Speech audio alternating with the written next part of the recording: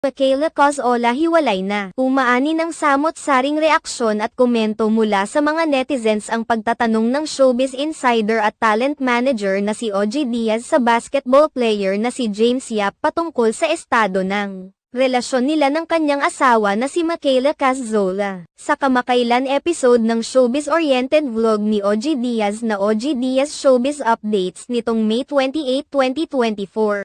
Isiniwalat ng OG Diaz ang nakarating umano sa kanyang balita patungkol sa estado ng pagsasama nina James Yap at Michaela Cozola. May nakarating lang naman sa akin. Ewan ko kung nabalita na rin ito. At itatanong na rin natin kay James Yap para lang sure, gaano ba katotoo James Yap na wala na kayo ng iyong Italian wife? Pagsisiwalat ni OG. Dagdag pa niya, kung totoo man ito, nakakalungkot yan. Pero syempre, ang sabi naman sa akin ng aking nakausap, kung totoo man ito,